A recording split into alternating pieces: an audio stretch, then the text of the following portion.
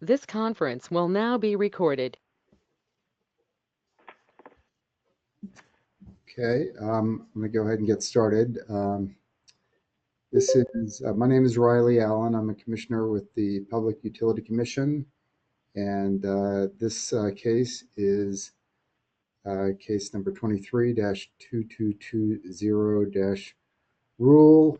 And the purpose of this workshop is to receive comments on the model that is underway. Our consultants have been working with us these past couple of months to produce a model. I shared it on December 11th on EPC, so anyone can access that model from EPC in the rule that I just mentioned. With me are a couple staffers from the Public Utility Commission. I have Aaron Hicks Tibbles. I have Tom Nauer. I think Jacob Davis might be here, or yes, he is indeed here. And as usual in these workshops, if you plan on participating, I'd appreciate it if you would just keep your camera on. So if you are expecting to be active, put your camera on. Just go around and let organizations or individuals identify themselves. I'm seeing Vermont Gas, Greg Morris to my right, so we can start with Greg. Hi, everyone. As Commissioner Allen mentioned, Greg Morse from Vermont Gas. A couple of my colleagues are in the room with me as well. Okay.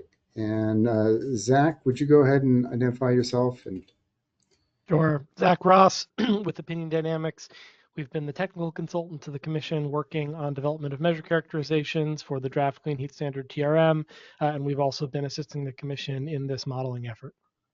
And I'll just mention that EFG, David Hill, has also been kind of assisting with this effort, so it's been a great team effort. Rick, would you mind going ahead? Thank you, Riley. Rick Weston, Chair of the Technical Advisory Group for the CHS. And Tristan, why don't you go ahead and introduce yourself? You provided extensive comments. Thank you. I'm Tristan Brown. I'm an outside expert who's been retained by Vermont Gas to advise on clean heat policy. Good. Emily? Good afternoon. My name is Emily Roscoe. I'm here with Efficiency Vermont, and my colleague Jay Piliad is here as well with Efficiency Vermont. Thank you. I'm not seeing TJ Poor. I do see Alec. Alec, would you go ahead? Alec Antak, the Director of Energy and Efficiency Resources at the Public Service. Good. And Brian? Good afternoon, everybody. Brian Woods, Agency Natural Resources Climate Action Office. And Jared, I see your picture on. Thanks, Commissioner Allen. Hi, everybody. Jared Duval, member of the Vermont Climate Council, where I chair the Science and Data Subcommittee of the Council. And finally, Ken Jones has his picture on. Yes, I am Ken Jones. I'm on the Technical Advisory Group, but I don't pretend to represent them in this discussion because we haven't had any discussion about this topic. I'm not seeing Tom Weiss, which surprises me. This is Thomas Weiss on the telephone. Oh, good. Thank you, Tom. You're very welcome. Okay. So I have a tentative agenda. I don't expect this workshop to have to last very long. I thought the comments were quite extensive, quite focused, and very helpful. I'll have some questions and comments, but I wanted particularly those that had put the models together to have a chance to just kind of frame, what they put together for people. So at a high level, they understand what has been shared with the group and and what to call out as they present the model. I wanted to start with Tom Weiss in his presentation, and then I'll hand it over to Zach Ross. Then we'll go through kind of a round of just comments that people want to make. We have a handful of folks that provided comments. I thought the comments were excellent, and I want to give them a chance to articulate it before us. And then I'm going to open the floor to kind of questions and just further discussion. So with that, Tom, I'm going to give you roughly 5 minutes to just kind of talk about anything you want to talk about in relation to the model. Well, thank you very much. I had counted on 3 minutes, but I can expand it to 5. This is Thomas Weiss. Thank you very much for actually putting me first on this afternoon.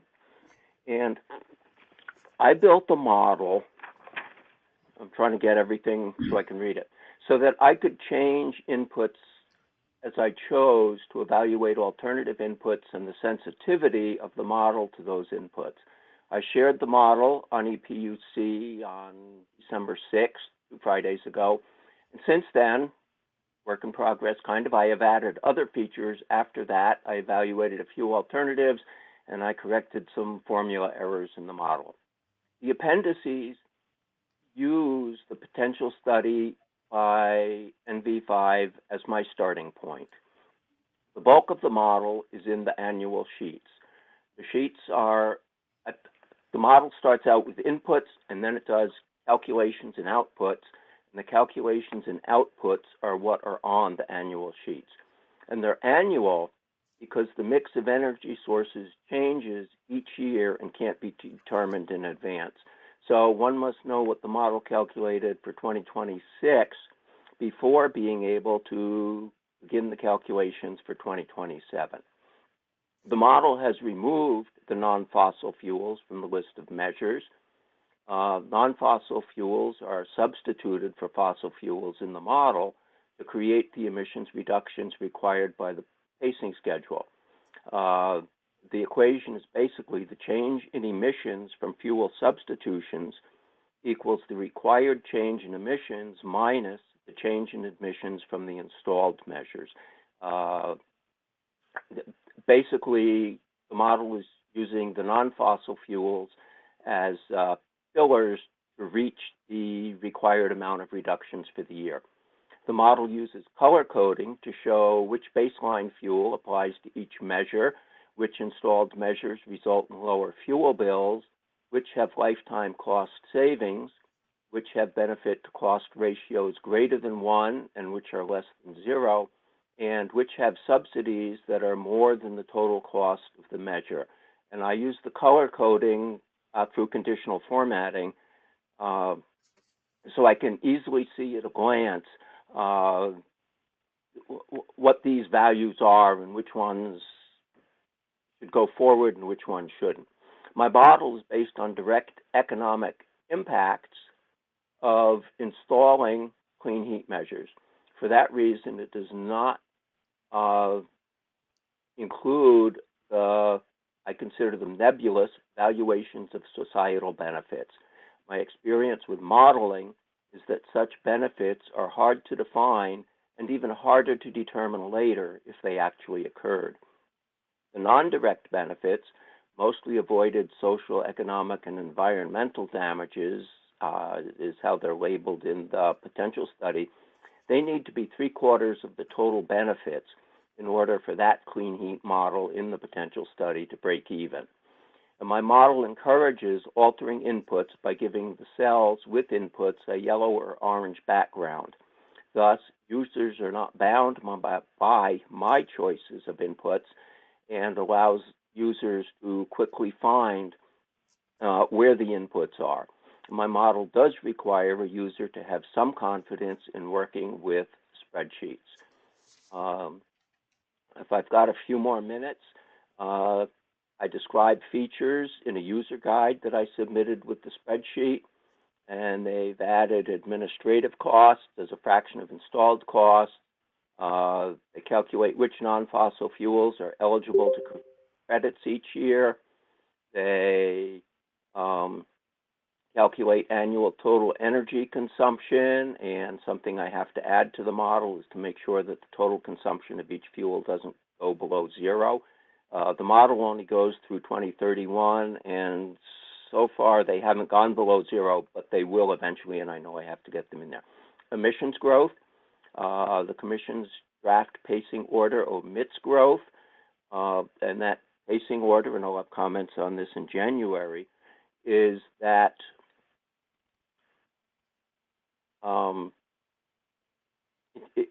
the the pacing schedule in that draft order won't allow for growth in emissions due to new construction. Vermont does not require new construction to be either net zero or zero emission or anything along those lines. It sets subsidies.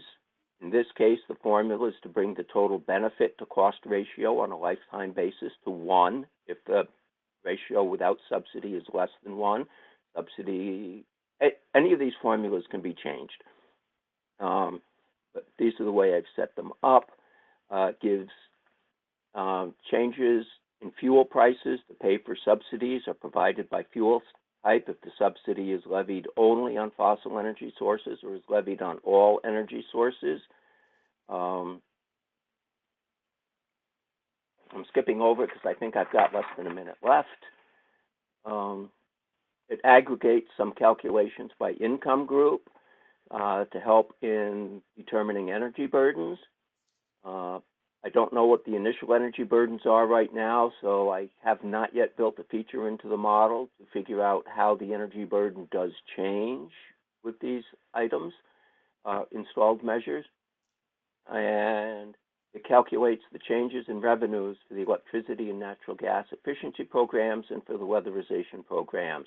I do have a few features to be worked on and possibly change some of the input values based on the Technical Resource Manual by Opinion Dynamics. And with that, I'll end my brief summary of the model that I have submitted. Thanks, Tom. And I'll ask people to hold questions until Zach has had a chance to kind of go through the model that we've been working with. But I do just want to thank Tom for all the thought and care that he's given to putting that model together. And it's great to have another model out there to consider. And I also appreciate his points about establishing a guide and color coding and making things easier for users. So I'm going to turn it over to Zach, and he can provide whatever context he thinks appropriate to describing the model. I'm going to give you a little bit more time, Zach. You don't have to limit it to, I'll give you up to 10 minutes just because you're doing work for us. Thank you, Commissioner. I think I'll actually keep it pretty brief, but I'm happy if folks have specific questions or want to dive into any particular points to expand on things. Just before I kind of explain what we've been working on with the Commission, I do just want to reiterate what Commissioner Allen said with respect to the comments that were provided. I'm really appreciative of the detailed and specific comments that everyone's provided. I think they were really excellent comments and very helpful in a number of places. Obviously, some of them we've just gotten a chance to look at yesterday and today, and so have not yet made revisions to the model to account for them, but I think all of them were really thoughtful. So consistent with the kind of previous discussions in previous workshops and the memos the Commission has released, we've been working with the Commission starting from the Energy Futures Group Cadmus thermal energy report model to put together a model that addresses the legislative directive kind of the kinds of things that the Commission needed to include in a cost analysis for the Clean Heat Standard. Those things were, impacts to customer rates and fuel bills for participating and non-participating customers, net impacts on total spending on energy for thermal sector end uses, reductions in fossil fuel usage, and greenhouse gas emissions reductions. And so what we kind of did at a high level and I think this has been acknowledged in some of the comments that were submitted, is we took various tools that the Energy Futures Group Cadmus team developed as part of the thermal energy report, pulled those pieces together to make them a little bit easier to use. Some of those tools that I think some of you have seen were kind of previously in multiple different kind of disconnected spreadsheet forms. So we pulled them all together into one place to have a sort of consistent internally linked model. We updated measure characterizations being used in that model to be consistent with the work that Opinion Dynamics has done with the TAG and others in developing the draft Clean Heat Standard TRM. The Energy Futures Group report and tools did some work in spreadsheets and did a bunch of work in the low emissions analysis package LEAP model. And so we took a number of things that were happening in LEAP and brought them into the spreadsheets, most specifically carbon accounting and fossil fuel usage accounting, which I think that the EFG sort of spreadsheet tools, for those of you who've seen them, did not tackle those things. We brought those couple of things into the model as well. We added some sliders and toggles. Those are continue to be a work in progress. And again, I know a number of you have issued comments on those. Thank you. That allow us to test some different types of sensitivities to inputs. Things, for example, like the price of clean fuels that should be assumed when determining what the cost impacts of these policies would be. And then we also developed some easier to understand dashboards and output pages that tried to sort of take all the different back-end things that need to be done in this type of analysis and summarize them in a way that's consistent with what the statute requires the commission to do analysis on. In the process of doing all of this, just a sort of a process note, right? We took our approach, our updated tools, and validated them wherever possible against the outputs of the EFG model before we started making changes. So in general, we were able to replicate the EFG estimated costs of programs, fuel price changes, et cetera, in our model before we started varying the other inputs that I've mentioned. We want to make sure, I think this group has agreed that the TER approach was the right place to start from here. And so we wanted to make sure that we were in fact starting from the same place before we started changing things. And I think the last couple of things I will note, is we also sought and continue to seek in response to many of your comments to add kind of degrees of freedom to the model that go beyond the thermal energy reports approach.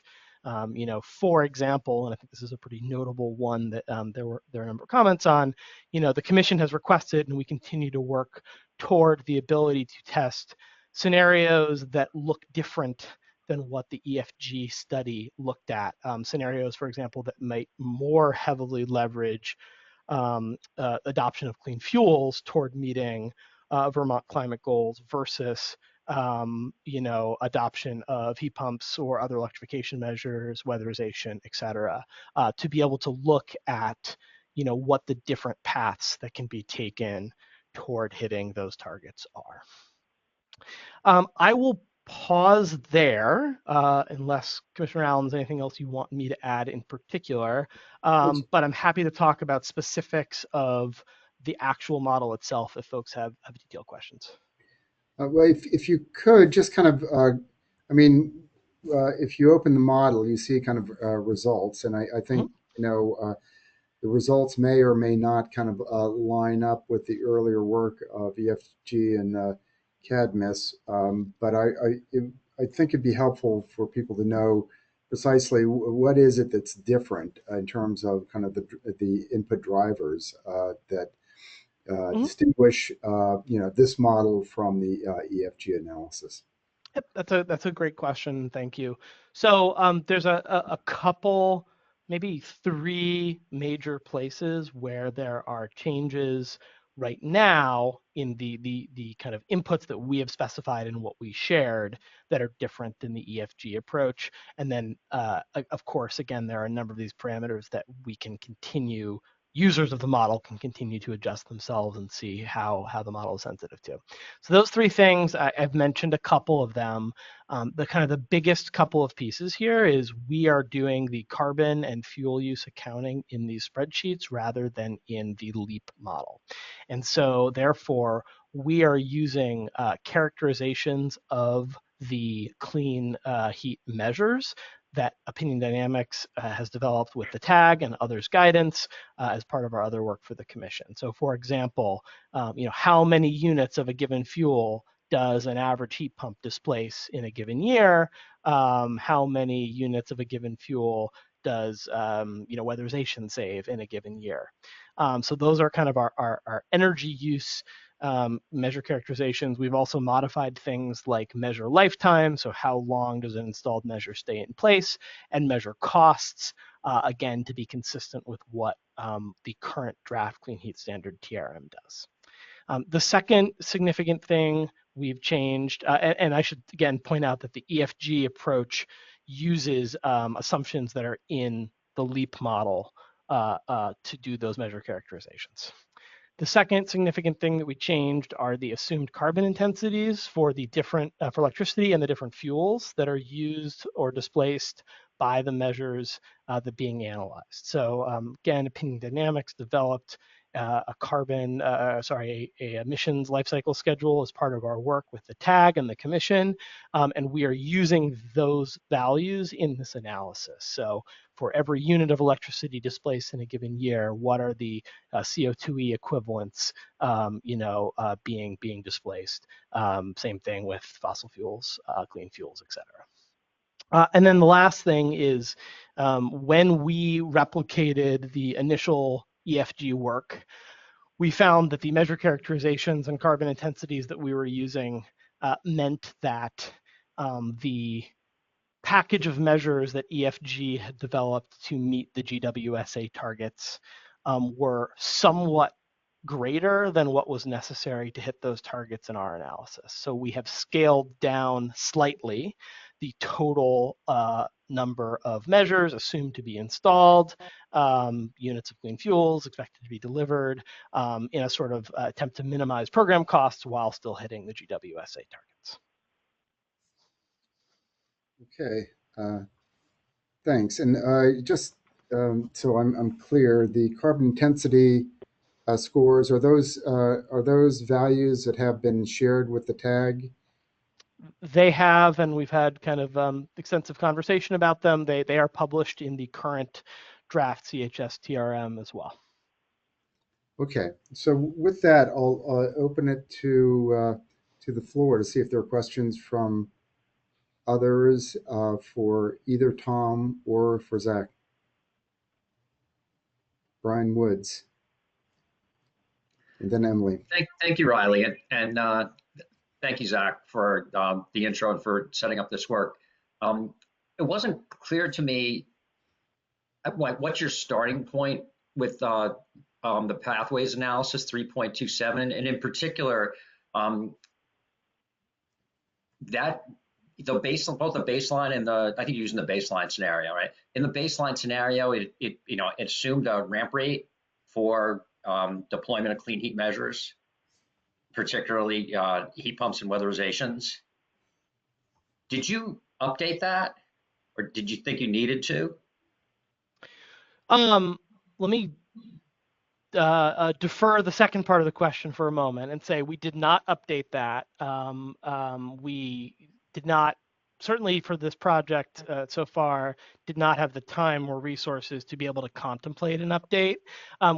Given that we didn't really talk at length with the commission or with EFG, who, as Commissioner Allen has pointed out, has been supporting us in this as well, whether an update to the baseline would have been critical or not. I think the baseline that we are using in this is relatively recent, right? The IFG report's about a year old. But I can't really offer an informed opinion as to whether an update, would have made a significant difference. Okay, great. I just wanted clarity on where you were starting from, and if it's from those outputs from LEAP. Yeah, they're a couple of years old, so I kind of characterize them as past their best by date. Okay. People still eat yogurt after its best by date, but maybe they shouldn't. Understood. Thank you. Thanks, Brian. Emily, then Tristan. Thank you. I just want to thank the Commission and Opinion Dynamics and everyone else who worked on the model. We really appreciate seeing the result. I just wanted to share 2 higher level points. Regarding the model's inclusion of the several sensitivities you can run in the form of toggles, Efficiency Vermont would find it useful if the Commission were to settle on 3 likely scenarios that represent a high, medium, and low cost implementation scenario of the clean heat standard to more easily be able to see which aspects and costs of the program might change with each scenario, where the Commission sets the toggles for each of those. And then regarding the department's comments, we really appreciate seeing those as well.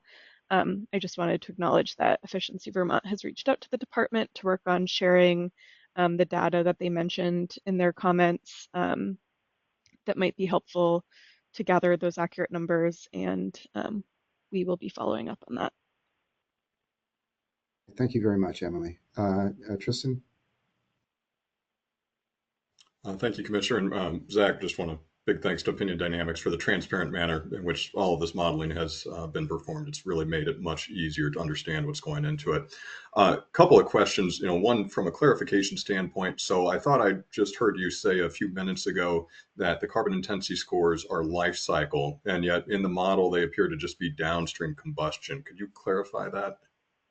Yeah, thank you. And I realize that my response to Brian's question might have been a little misleading. So the carbon intensities that are used in the model are combustion only. Our understanding is that that's what's consistent with GWSA targets, because I think GWSA targets are set in terms of life cycle emissions. I'm sorry, in terms of inventory emissions and not in terms of life cycle emissions. But those carbon intensities are consistent with the combustion portion of the life cycle carbon intensities that we developed as part of our CHS TRM work. So I think you've reviewed those before and noticed that in the output spreadsheets we provided there, we separate emissions into combustion, upstream, and then the combination thereof. So is that helpful? Yeah, thank you. And I think this is where it gets a little complicated, right? Because in terms of the Commission's reporting requirements under Act 18, there's aspects of that require life cycle, but at the same time, then you have to reconcile with GWSA. So I think, one suggestion would potentially be include a separate set of carbon intensity scores based on the life cycle work that, of course, Opinion Dynamics has done. And certainly with the toggle, that could be relatively easy to switch between them. The second question, because I know right now, at least the way the model's set up, it's very static in the sense you basically have your greenhouse gas emission reduction threshold, and then you look at, essentially here's all the technologies or the clean heat measure mixes required to get there. How did you ultimately rank those in terms of choosing which ones, and particularly the volumes? Was that explicitly based off of the TER model, or was there work that OD did for that as well? Yeah, that's a great question. And the answer is the former. So, we are not using, as you observed, some sort of optimization model that is developing for us a measure mix. I know we know as part of EFG's work on the TER report that they did a lot of work in coming up with a package based on a lot of professional input from various folks, I think some of whom are on this call, that in their minds was the right path to sort of meet the GWSA targets. So right now, the measure mix that we are using is an exact mirror of that. And as I mentioned in my opening comments, just adjusted sort of at a macro level, very slightly downward, like a little bit less activity for each of the measures in a linear adjustment way to account for the fact that when we modeled this with our measure characterizations and carbon intensities, we found that not quite as much activity and therefore not quite as much cost as they forecast was necessary to meet the GWSA targets. But no, we did not do any further optimization there. That is something I think, again, in my intro comments that we have been talking about with the Commission about whether we can present some alternate scenarios that show, for example, leveraging adoption of clean fuels more heavily as compared to adoption of heat pumps or adoption of weatherization, et cetera. And it's something we continue to explore. But again, as you pointed out, the model itself does not give one the capability to do some sort of optimization there. If you want to adjust those things, you have to do them manually. Great. Really appreciate your time. Thank you.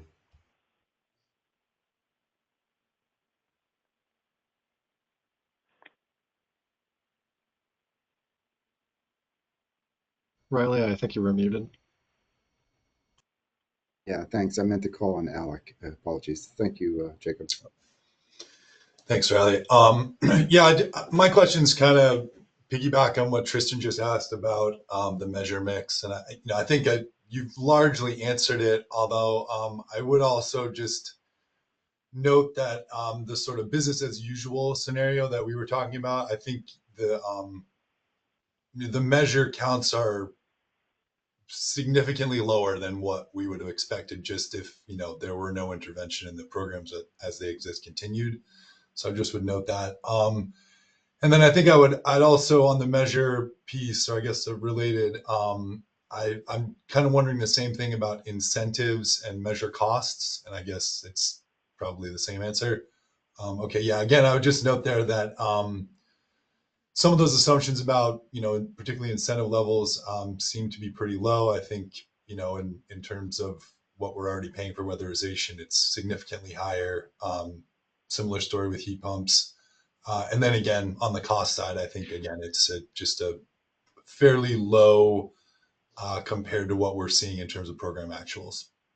Yeah, thank you very much, Alec. And just on that second point, just to make sure that I'm clear about this. So the incentive levels, we are maintaining the assumptions that EFG made, or at least again in what is specified in the model that was distributed. We are, though one can adjust them. For costs, to be clear, we have varied from those somewhat, but we varied from those consistent with what the draft CHS TRM says in it. Which, the numbers are actually, I believe both sets of costs are in the model, the original EFG ones and ours, and you can compare them if you want. They're relatively similar, and I very much appreciate the department's comments with respect to the costs and the incentive levels and what those might mean.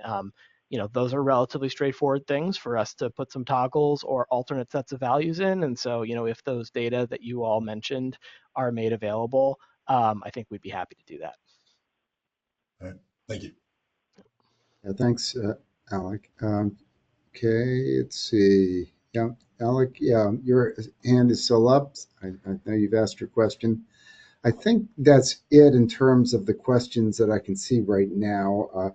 I did want to turn to essentially the comments from those that provided comments. And I wanted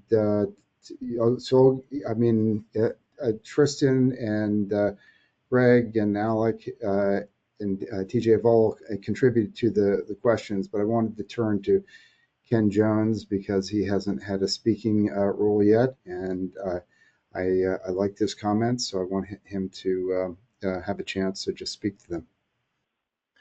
Yeah, my focus was the comparison of the outputs related to the clean heat standard and those with the thermal energy benefits charge. And in my understanding, I'll put this in the form of a question, is that most of the program activities were considered to be the same, regardless of whether the mechanism to get there was through the thermal energy benefits charge or through the clean heat standard.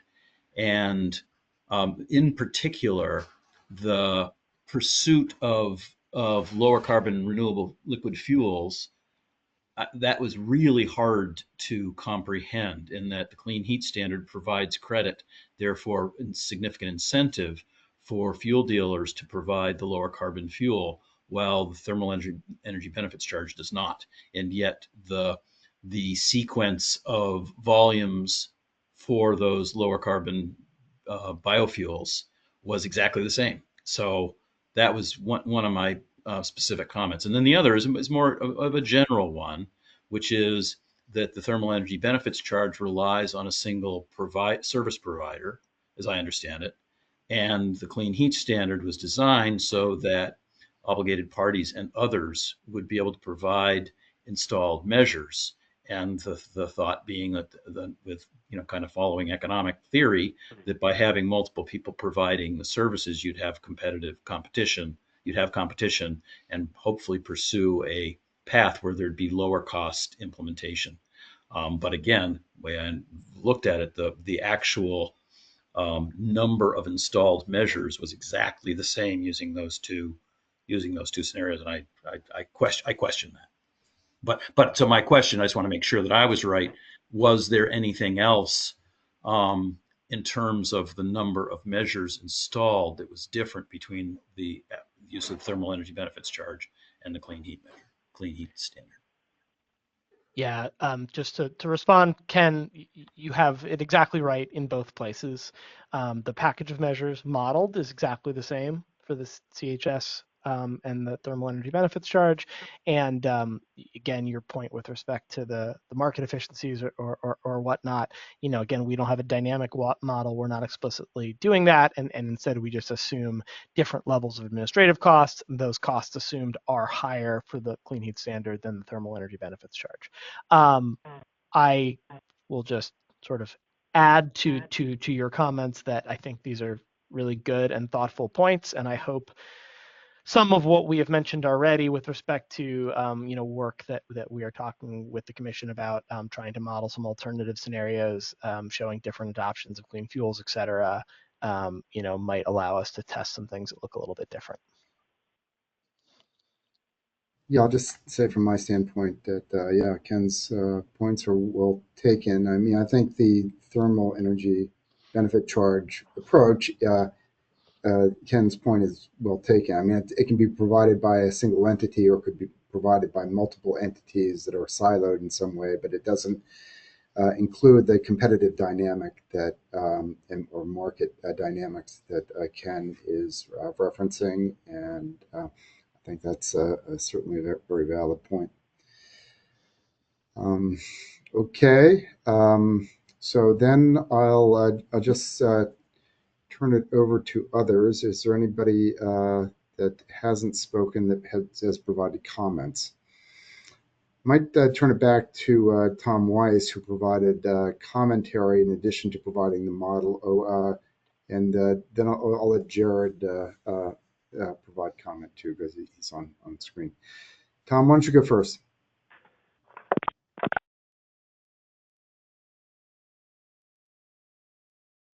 Okay. Jared, why don't you go ahead? Looks like Tom's off. I thought I was muted when I was unmuted or something like that. Okay, go ahead then, Tom, and then followed by Jared.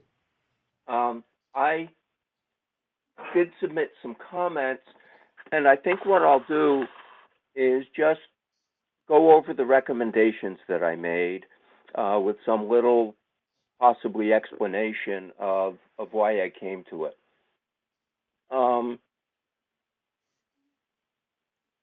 Based on my model, I found that the model that I did has little effect on, I'll start over, that the emissions factors, changing them from either like 0 GWSA emissions or including the full combustion emissions there, has little effect on the rate of emissions reductions. They do affect, I mean, the emissions factors do, of course, affect how the which clean fuels, non-fossil fuel measures are implemented and which are not implemented under a given scenario. I have personally had trouble using the model presented by the Commission in Opinion Dynamics because I lack access to the version of Excel that uses the VLOOKUP function, which happened in 2021. The latest version that I have is the 2017 version that I have access to. So that was a hindrance. So I'm not conversant with what the Opinion Dynamics model actually does and whether I ought to make or could make any suggestions as to how to modify it. I suggest adding some color coding like I have done in my model to make it easier to find certain functions. I'm not sure. I'm going to list these items because to the extent that I could find or use the model until it kind of collapsed because I'm using too old version of Excel. I'm not sure that energy burdens and changes in energy burdens are in there. And I'm not criticizing anybody other than me for not having a more up-to-date spreadsheet. I suggest that for wood, instead of using this weird unit called megajoules that nobody understands, that short tons be used for chips and pellets, and that cords be used for firewood. And then, let's see, be clear which types of emissions are being used, which somebody else commented on earlier, whether they're the GWSA, I was about to say groundwater for GW, hydrologist, GWSA or life cycle emissions. Provide tables with side-by-side comparisons of the two sets of emissions. The Commission's pacing schedule is based on life cycle emissions with the assumption that it won't make much difference whether life cycle or the GWSA emissions are being used. And I think that ought to be, I guess, tested on, but that's a comment also for that pacing schedule on January 6th, is it? Anyway, early in January. Allow toggling, I think somebody mentioned it, between the GWSA emissions and the life cycle emissions. The tabs at the bottom of the sheet of the Commission's model are all gray except for the separator tabs, major divisions. I suggest making, like if, anyway, if one introductory tab is yellow, make all the tabs that belong to that sequence yellow for easier finding them. And as Riley Allen mentioned, he thought providing a user guide was a good idea, and I had included that. I'm not sure that least cost delivery is an appropriate measure to be used for this model and for the clean heat standard, because least cost delivery is not measured or is not mentioned anywhere in the governing statutes or act. I would suggest heavily weighting the measure mix toward installed measures that reduce thermal loads, primarily insulation and weatherization, because fuel switching tends, with the numbers I'm using, I'm sorry, not fuel switching, I call it fuel substitutions, changing renewable diesel or non-fossil diesel for fossil diesel. It doesn't make that much difference in affordability. That the big differences in affordability and lowering of energy bills comes with actually reducing the thermal loads. And I do not consider that installing a heat pump reduces a thermal load. The heat pump still has to meet the same thermal load as the boiler that it, or furnace that it needs had to do. I would remove from the model any measures that do not actually save money over the lifetime. And I guess that's about it. I wasn't quite prepared to answer this question in this way, so I wasn't quite prepared for it, which is partly why I'm stumbling around. My apologies for that. And with that, I'll end. I do have some additional comments on the model that, if it's appropriate, I can say them now, or I can wait for later in this meeting. Why don't we come back to those, Thomas, and I apologize, I should be using your full name, Thomas, but I appreciate your guidance. I accept Tom, although I prefer Thomas. Okay, so that's fine.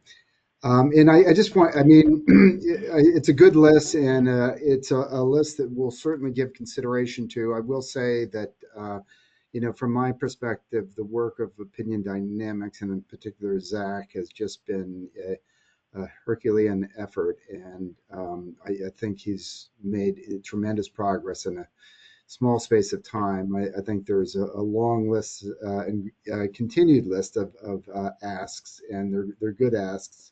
But this is, at the end of the day, we're going to have to kind of call it done at some point, and it'll just be the next stage, and I think the evolution of a model, hopefully, that will get better over time. But I appreciate all your suggestions, and I think we're going to try to act on what we can in the time available.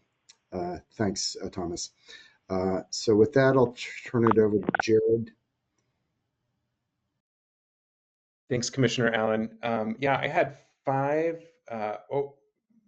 points that I wanted to that I put in the comments and that I'll share here. I have an additional comment. I haven't been able to review all of the comments that were submitted, but I've reviewed some of them, and I wanted to reply and see if we could have some discussion about some of the PSD's comments about amortization. I have some thoughts on that. But just to go through these briefly, I won't go into detail because a lot of the details are in the filed public comment.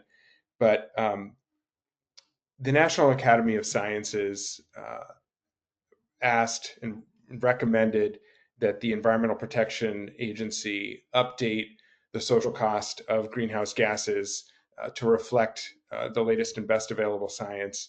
The EPA did that with a report revising estimated social cost of greenhouse gases towards the end of 2023.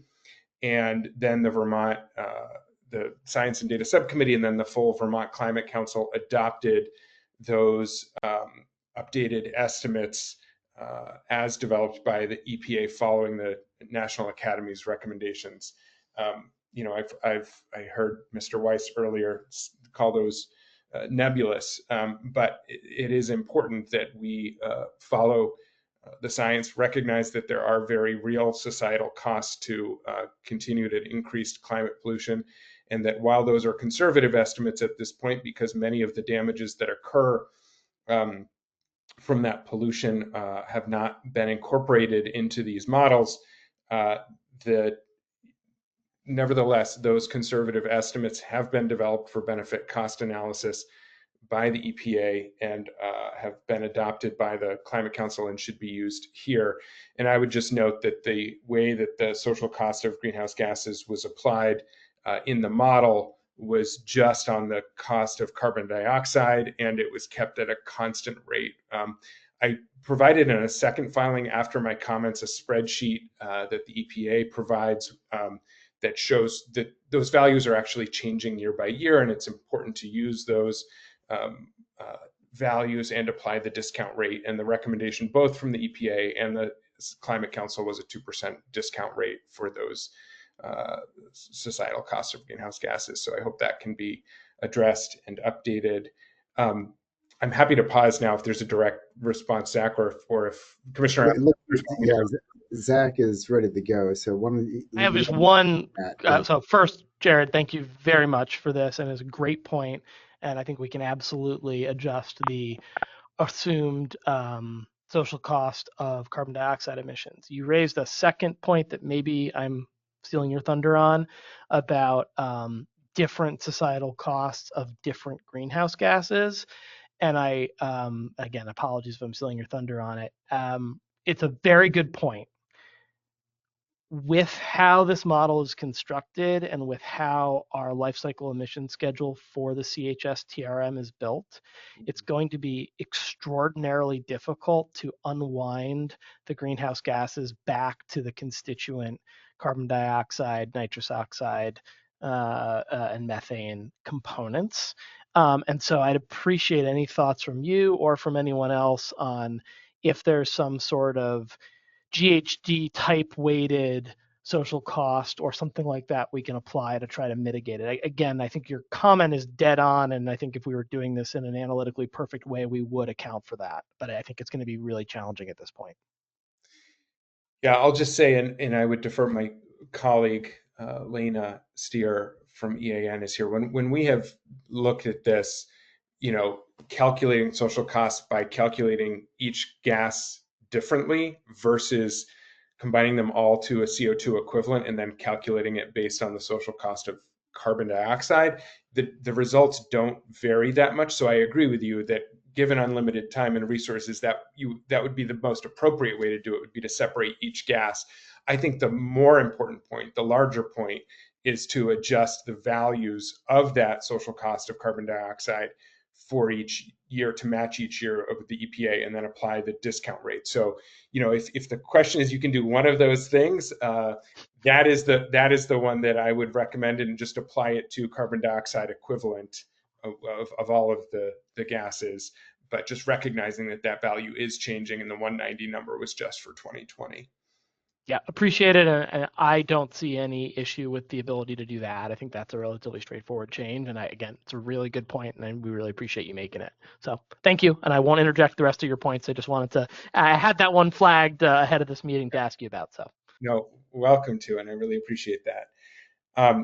This second point, I think, relates to the challenges of using a static versus dynamic model, and looking at something that would be more of a straightforward, like under a thermal energy benefits charge scenario, X amount of dollars are going to X amount of programs to achieve X amount of, implementation.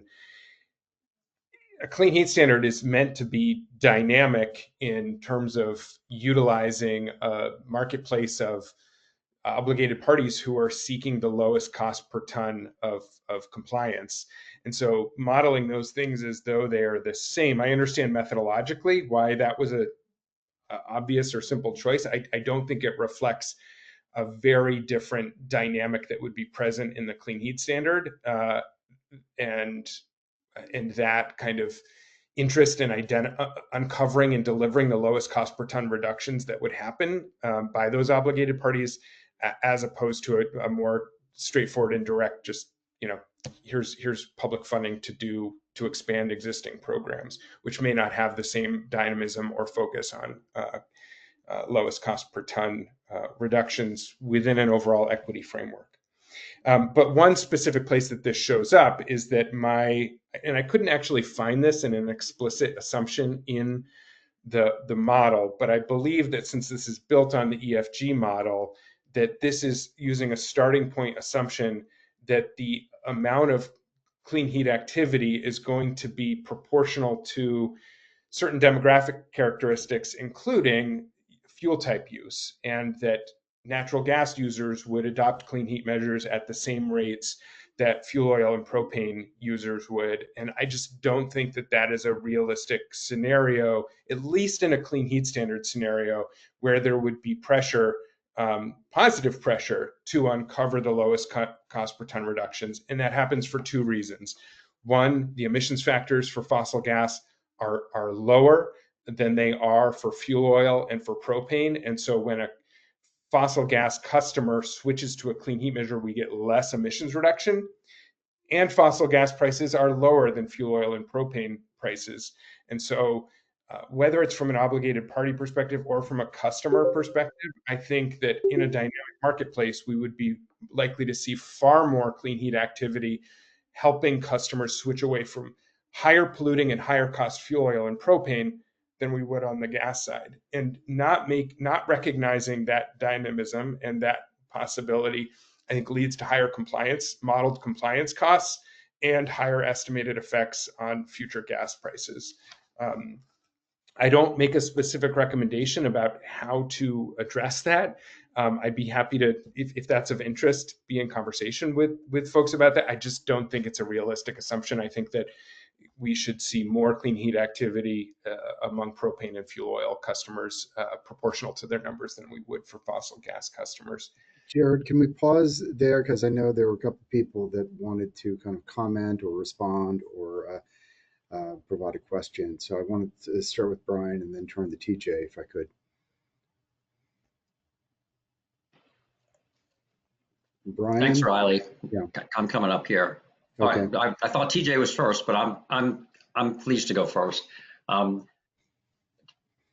The way I understand the clean, this isn't really about the modeling, but I think it's an important point. The way I understand the way the clean heat standard is designed, because the credits are based on life cycle emissions, and then you convert them to be, and the credit budget is supposed to achieve the in-state GWSA targets, that the market's designed to have compliance entities acquire the lowest cost credits, which isn't necessarily the lowest cost emissions reductions.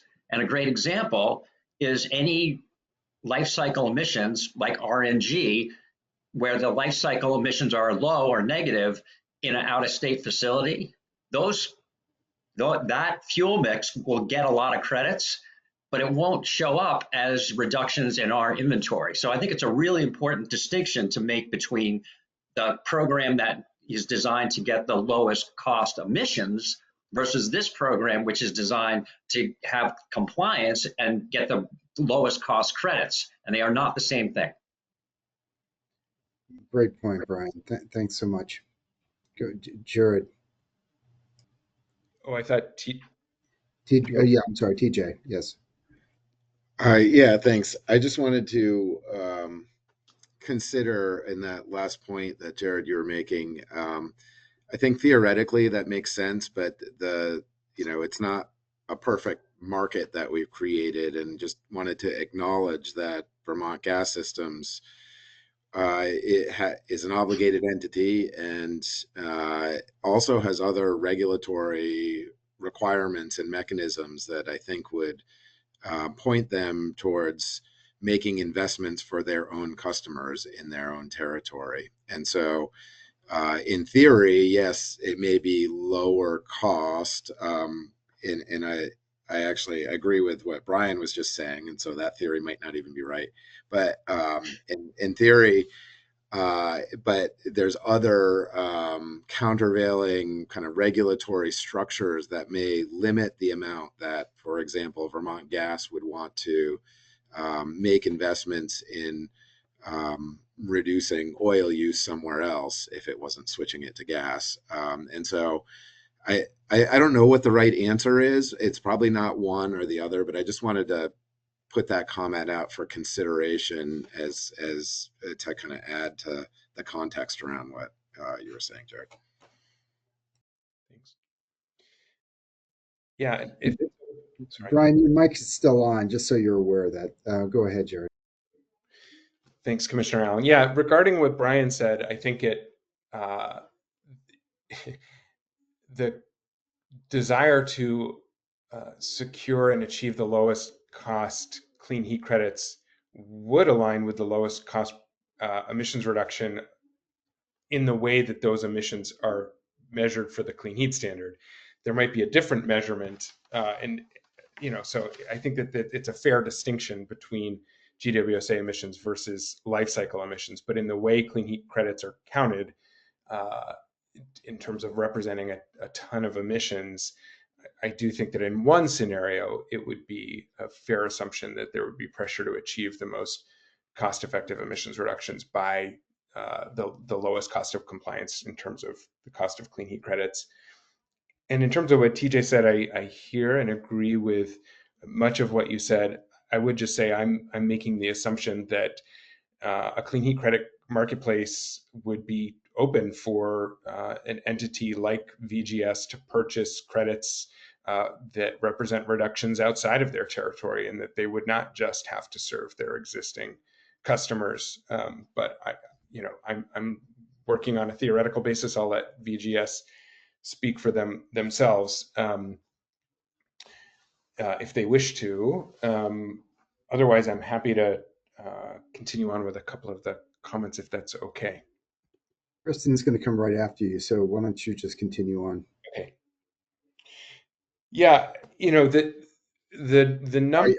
Greg has his hand up. If I could just let him.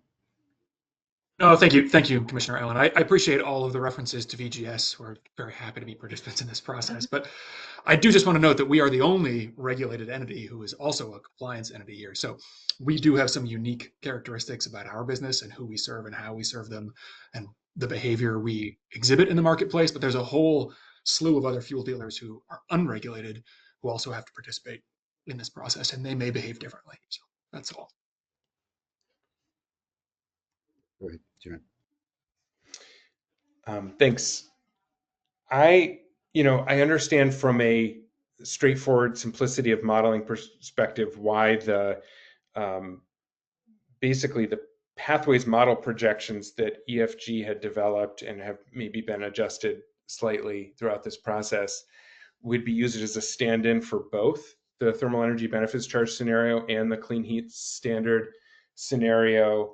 But my understanding, and please anyone from the PUC correct me if I'm wrong, that the way that the PUC has referred to what a thermal energy benefits charge would do is that it would essentially be a surcharge or a fee on fuels imported and sold in Vermont, and then that revenue would be used towards weatherization and programs to advance clean equipment installations, but that the PUC has recognized that to address clean fuels and the carbon intensity of fossil fuels versus biofuels, for instance, that a separate program would need to be developed to achieve emissions reductions through fuels rather than through weatherization or installed measures.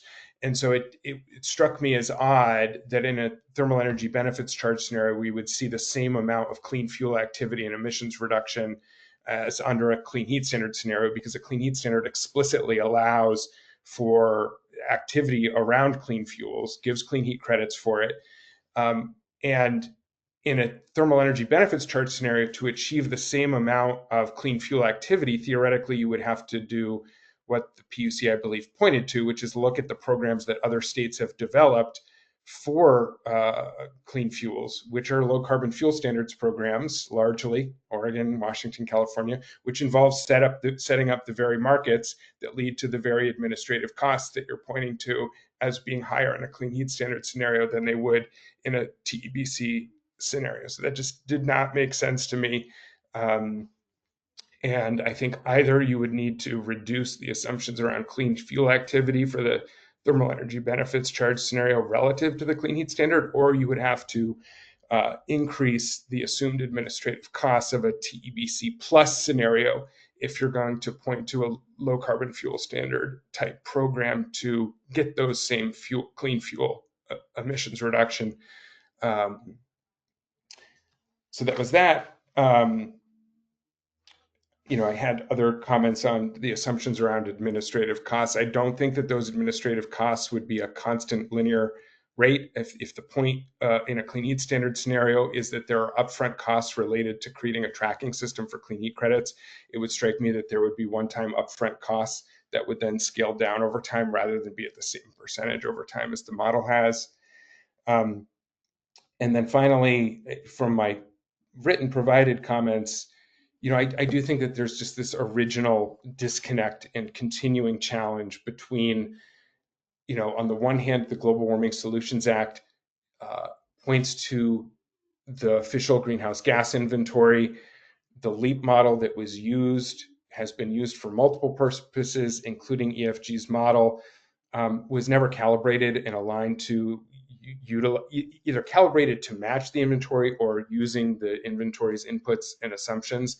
And that's continued to create problems, including, not having the right targets in relation to what the inventory says they should be. I would note that it's probably too late, too big of a challenge to address that, but it does create a large asterisk on this.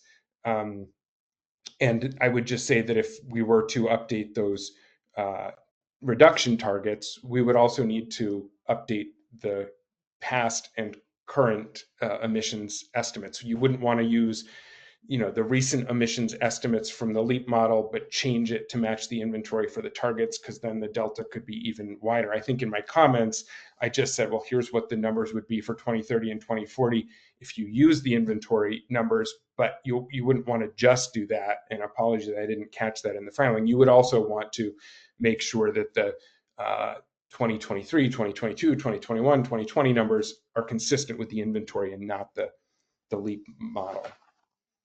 I just want to pause there. I do have one additional comment, but I realize I've been speaking for a while, so I'm happy to cede the floor to others, or if there is time to share the feedback about what the PSD shared. I don't think we need to engage. I think the points are well taken. Zach was, for the record, nodding strenuously, so I think you're good to continue. Okay.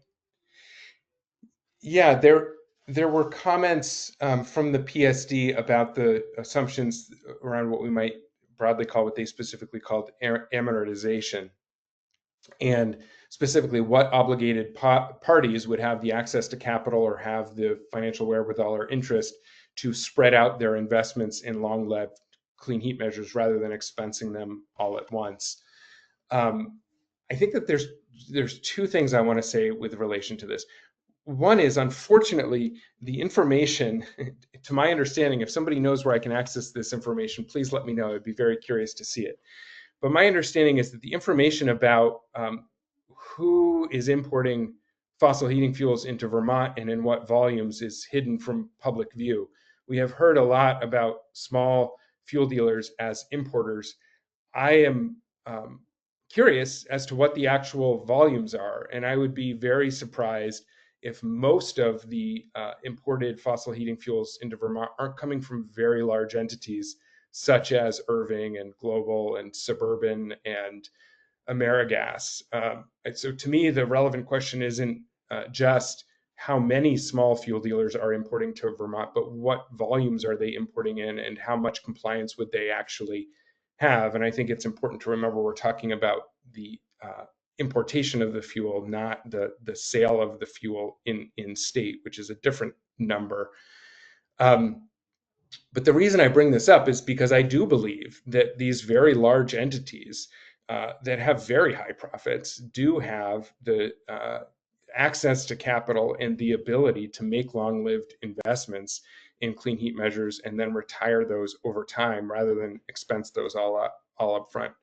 And I would say one thing that I did not see in the PSD's filing that I think is a really important point is that even if you have a small fuel dealer that does not have the access to capital to spread out a clean heat investment, they nevertheless have the ability to sell years. Let's just, for sake of example, say it's a 15-year heat pump investment. They provide an incentive that provides 15 years of emissions reduction. There's nothing stopping that entity from retiring their year 1 credits and then selling their years 2 through 15 credits to an entity that does have an interest in securing and retiring those credits. So to me, the ability of an individual obligated party to spread out investment cost over time is not as relevant as the ability to sell clean heat credits. And my understanding is that they are all, and correct me if I'm wrong, if this has been changed by the tag, but the original idea and proposal was that each year of credits would be separately sellable, and that you would not have to hold a full 12, 15, 20 years of credits if you did not want to. You could retire one in 1 year and then sell the others, which I think would address this issue and enable not all costs to be front loaded.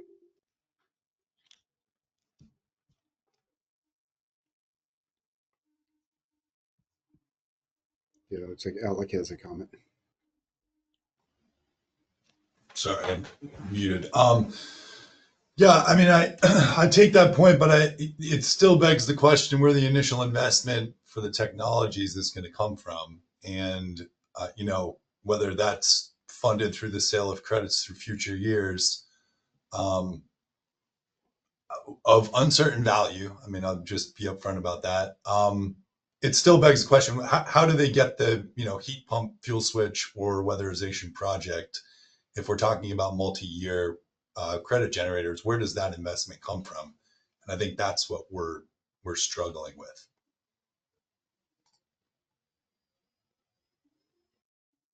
Yeah, if I can just add to that from the department. So it's that investment, where does it come from? And that, so in lots of experience in talking with Efficiency Vermont and trying to get Vermont big companies in to make investments, we hear all the time they need a payback of 1.5 years, 2 years, right? They're not going to 7 years, 10 years, 15 years in order to make those types of investments. And those are Vermont scale companies.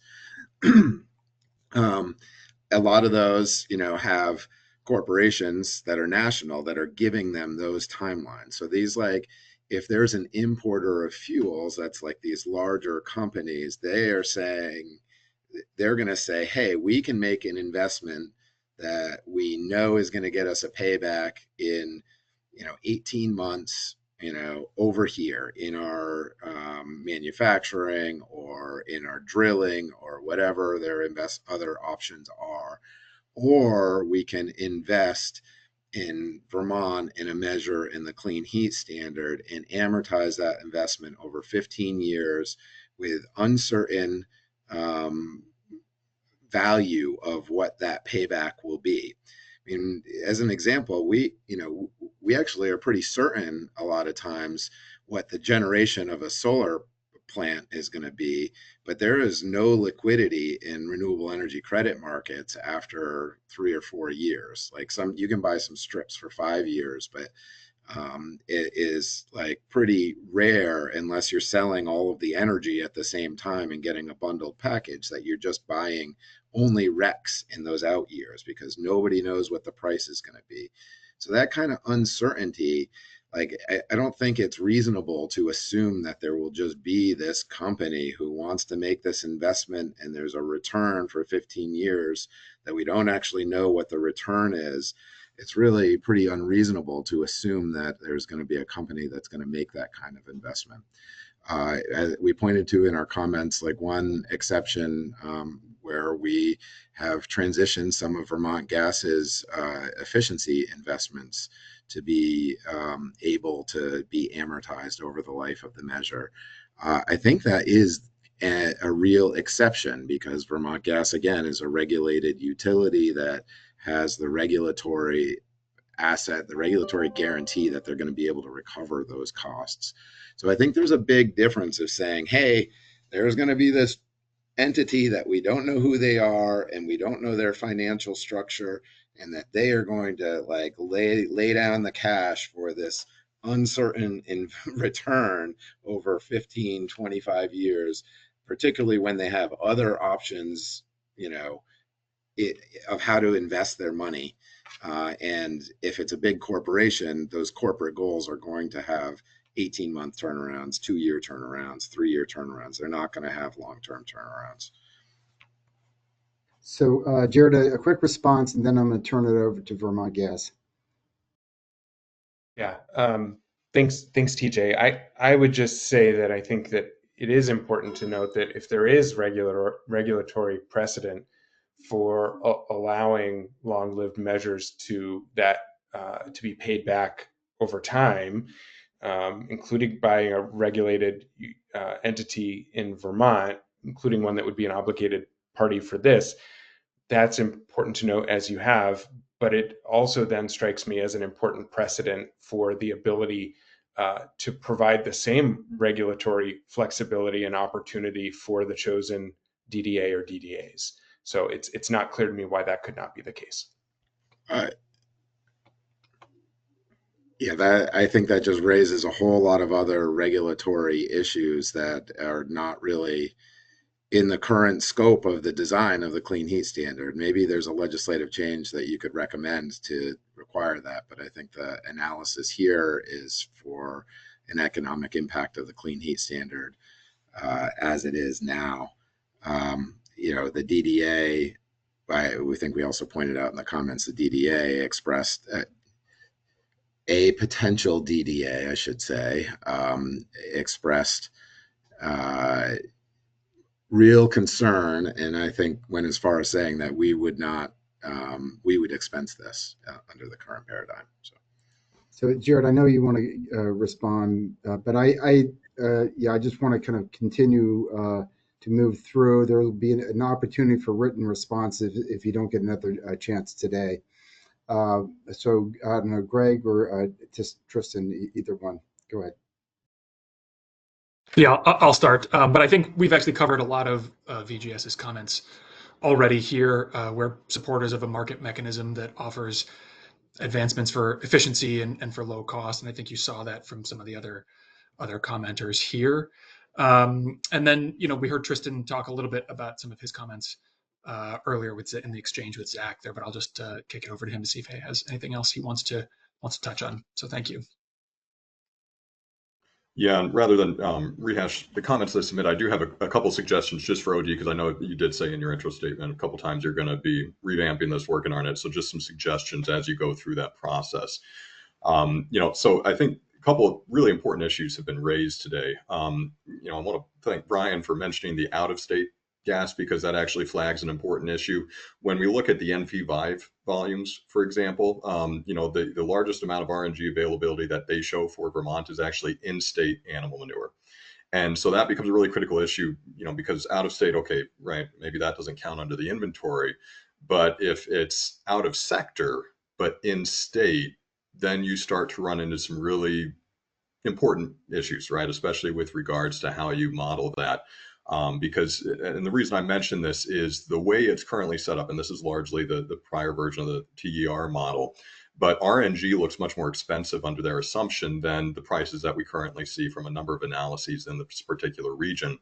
And the reason that's really important is because with RNG in general, the more expensive the RNG is, the lower the carbon intensity. And that $30 per MMBTU default value that's in there is typically what we see correlated with animal manure that has, an incredibly negative carbon intensity under the GREET model in California, et cetera. When you start looking at other sources that are closer to zero, those tend to have costs of, somewhere between $11 and $20 per MMBTU, so substantially lower. And so once you get into this issue of in-state versus out-of-state, okay, we can set that aside. But when we get into the issue of carbon negative in-state emissions, right, and how does that count under the GWSA, I think that's going to be something that you have to consider, right? Because ultimately, if you use that $30 per MMBT value, then that's ultimately what's reflected by a very negative carbon intensity, even for in-state. And especially with the volumes that NV5 has shown, the most prevalent source of RNG from in-state sources is going to be animal manure with that very negative CI score. So that's the first thing I'd recommend considering. Related to that, and I think this applies to the cost as well, I recognize trying to add in all of the RNG resources that OD has already modeled for the TRM. That can get complicated. So one easy way to do it is just to use a weighted average. You can do that for both the cost and potentially the CI scores. Add that in instead, right? If you take the availability from the NV5 analysis, combine that with the CI scores, for example, from the OD analysis, then you don't have to worry about adding in extra rows. I understand as a lifelong spreadsheet modeler, you start adding in those rows, it can break the model. So certainly that's one simpler way to do it. And then the final point I'd make is with the availability, just about every single analysis of this type that I have seen, whether it's the federal government, whether it's the states, the general assumption is, and I think this is really borne out in reality, electrification and installed measures are very, very slow to achieve market penetration. We've seen some analyses that even showed it taking a decade or longer to achieve 50%, and in retrospect, that's been too fast compared to what we've seen, especially over the last 5 years. And that's assuming we don't see any major changes to the Inflation Reduction Act coming up. Right now, the way the TR model, again, this is based on that original, but right now the way it works out is you have very, very high rates of installed measures, about 4-to-1 ratio compared to clean fuels early on. And then if anything, it moves, largely in that same ratio, right? Just in terms of the greenhouse gas emission reductions. If you just bifurcate it into clean fuels versus non-clean fuels measures, it's about 4 times as many greenhouse gas emission reductions for the non-clean fuels measures as it is for the clean fuels measures. In general, what we've seen, especially in other programs that use low carbon fuels, early on is almost entirely renewable fuels. It's almost entirely clean fuels. And then you assume over 20 to 30 years, you're going to achieve maybe not complete electrification, but you're going to achieve widespread electrification. And so I think that's something, as you look at that next iteration of the model, right now it shows very minimal clean fuels penetration initially and stays that way. I think if, what we've seen every other location that's done this, it's very, very high penetration of clean fuels initially, and then that steadily gives way to electrification and installed measures over the lifetime of the project. Thank you. Great, thanks. There's someone else in the queue. I'm not seeing it. Okay, looks like Zach has to wants to respond. If there's not someone else in the queue, TJ asked a question in the comments that I'd rather respond to verbally if I can. I started trying to write a response. It's going to take me a while. And he asked to the previous conversation, is there any amortization assumed in the model now?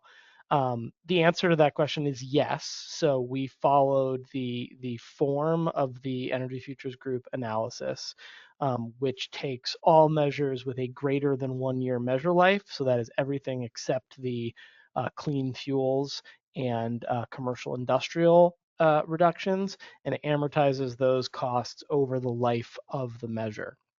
We do, on one of the summary tabs of the spreadsheet, present an alternative view of what program costs by year without amortization would be. But the primary cost estimates that feed into things like the fuel price impacts, et cetera, are amortized costs. And again, given this conversation and given some discussion with the commission, it sounds like we need to, if we can, have the ability to look at it a little bit more broadly from both sides. So appreciate the question. Just wanted to make sure that that was answered thoroughly. Thanks, Zach. Okay, well, I think we've had a good kind of robust conversation. I think good points were made along the way that are, I think, really going to help us. And I've gotten a lot of good body language from Zach, so I'm confident that he's internalizing this conversation.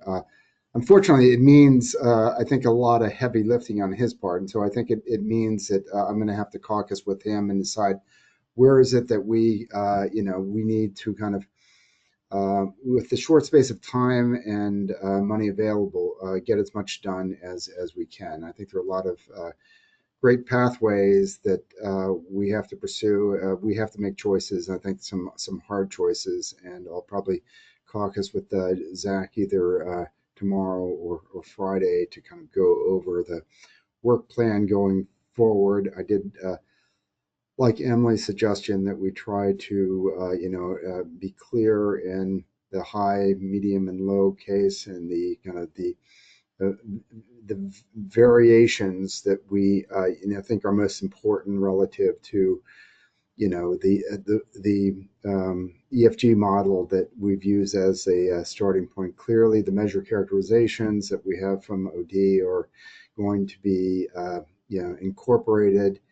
Then there are lots of kind of subtle, complex aspects that various commenters have provided, and I don't today know which of those we're going to pursue, but we're going to try to pursue the ones that are most impactful and most relevant.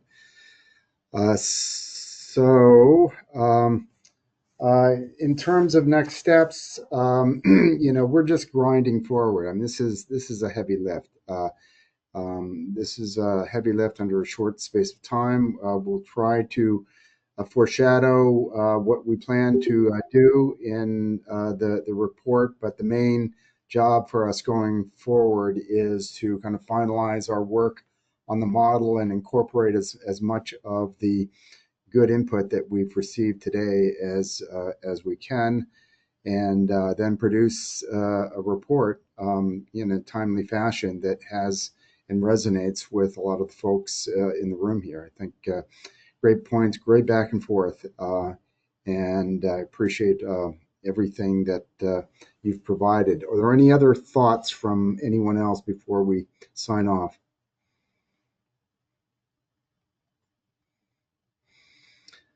Okay, there is an opportunity for responsive comments on the 23rd. So if you want to take one last crack at kind of addressing something that's come up, or responding to something you didn't think of, or reinforcing a point you've made, I encourage you to be brief and pointed. Other than that, I would say thank you, and I hope you all have a good holiday. Thanks.